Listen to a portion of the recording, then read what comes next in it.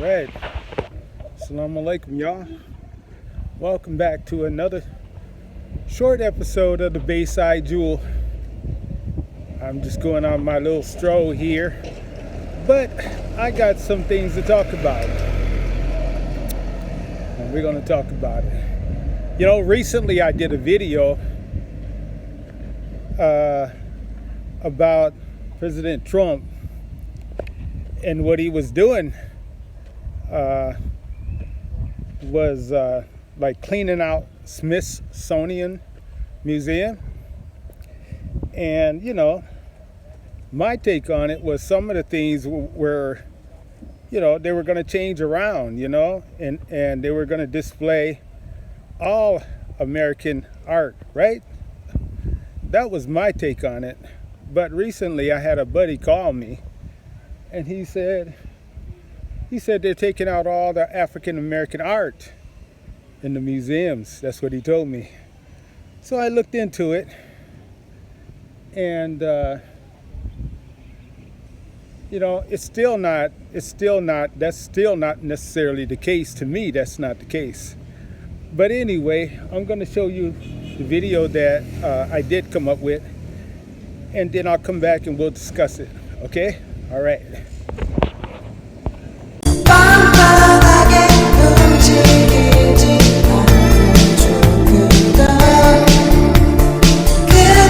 Joining us on the news at 11, I'm Larry Miller. Multiple sources confirmed to WUSA 9 the Smithsonian Institution is starting to move out some artifacts from the National Museum of African American History and Culture. In fact, a civil rights leader and pastor said that he was told the artifacts he donated to the museum were being returned. Our Alexis Wainwright has the full story. Two employees with the National Museum of African American History and Culture told me the museum is moving out some of its artifacts. Now, this news has ignited growing concerns among visitors who travel from all over the world to learn about African American history. So I'm not disappointed.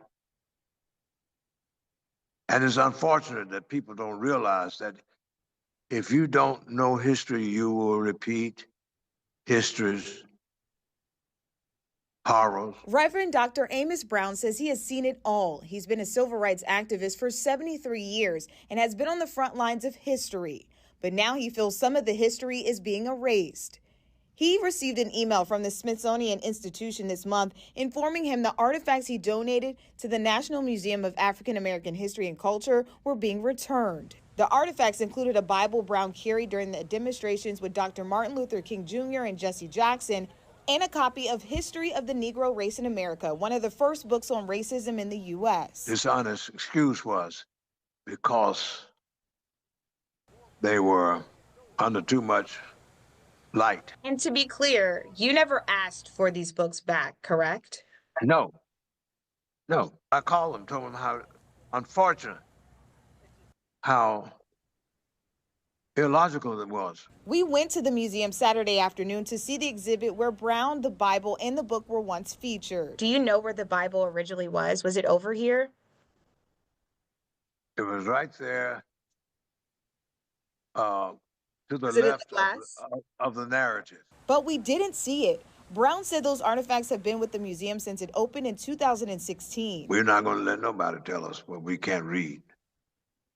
And what we can't celebrate is our artifacts. He also said the lunch counter where the students from North Carolina A&T sat down and started the sit-in movement is also under discussion of being removed. WUSA 9 was not able to independently confirm this alleged discussion, and multiple calls to the Smithsonian Institution and the National Museum of African American History and Culture were not returned. While we were there Saturday, nothing about the historic lunch counter appeared different or altered. It was all about someone being against diversity. President Donald Trump signed an executive order in March demanding that, quote, improper, divisive, or anti-American ideology be removed from the Smithsonian Institution.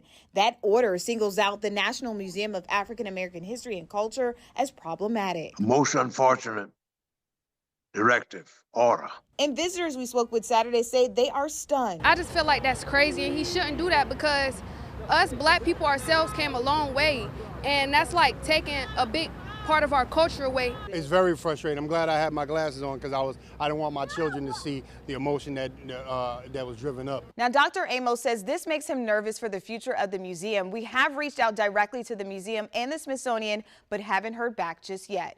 Alexis Wainwright, WUSA. Okay, y'all. So, you seen that video? Okay. Well, you know, that video still ain't no proof that they are, you know, throwing out African American artifacts or art out of their museum. That, you know, for all we know, they could just as well be, you know, moving out some of the European art out of their museum. We don't know, you know, we don't know. But that ain't no certainty that they're kicking out our artifacts, our artifacts or art out of their museums. You have to listen carefully. They said some of our artifacts, you know, are being given back. It ain't like, you know, it ain't like they're putting them in a vault or anything down in like the Vatican or anything. So it's really not a big deal. You know, I think what the problem is the media is pushing that narrative, you know. They're getting rid of artifacts of African American people, you know. It's a narrative, you know.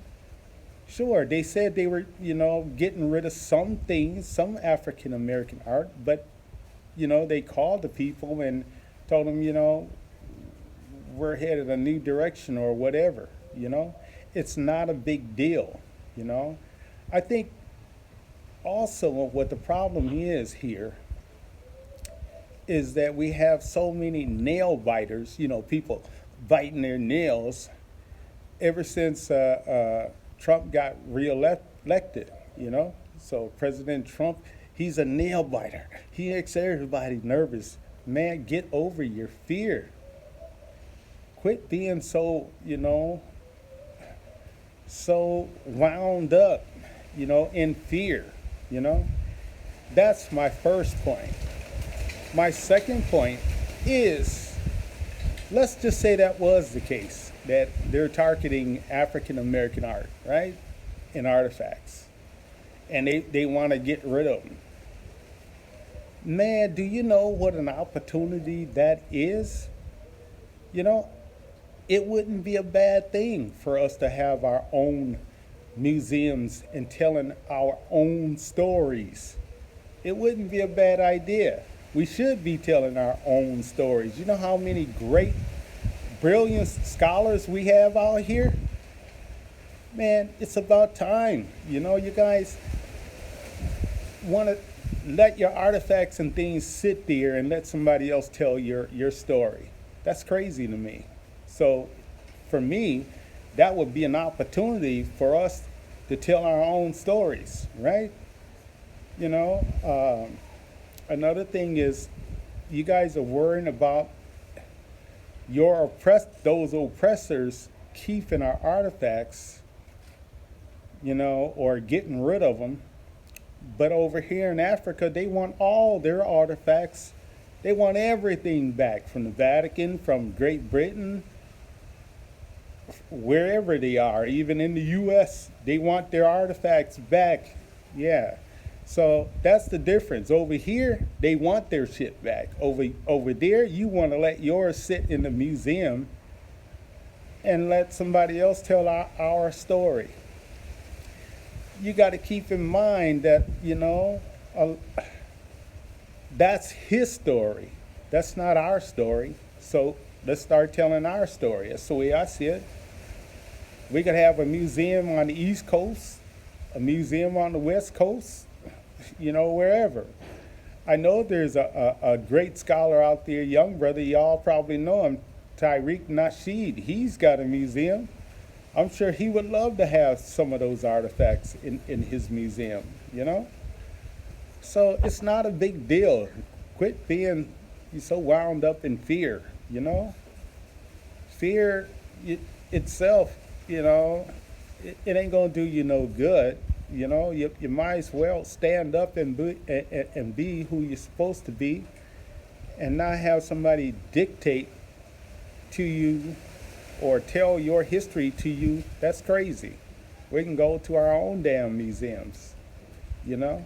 So, you know, we can go to our own museums, and, you know, we can have some museums to where we're actually, you know, raising funds to build something, you know? We could build, you know, some shopping malls or something, you know?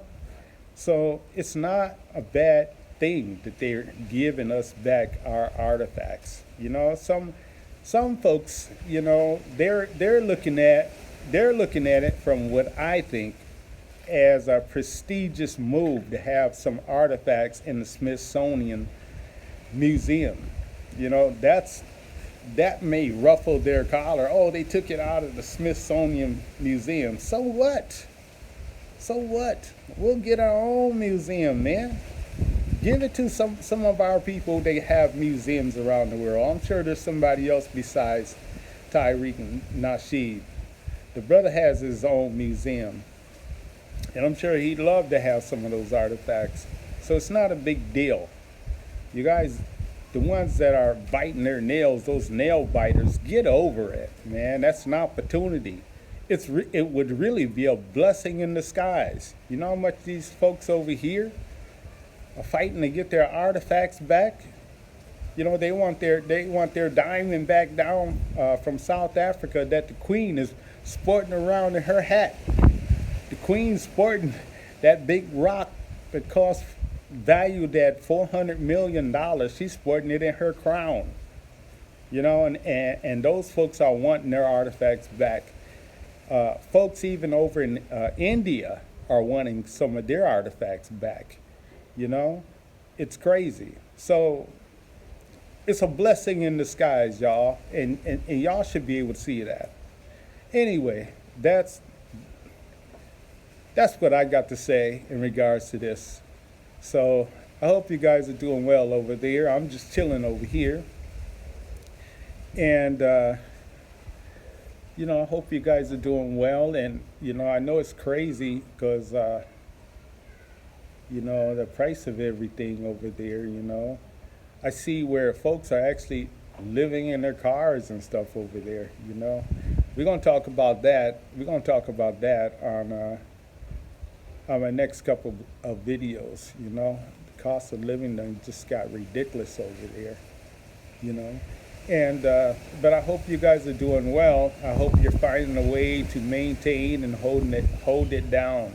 So until the next time, Brother Bay here, we're gonna sign out of this camp, and I'll check you guys out on the next one. Peace.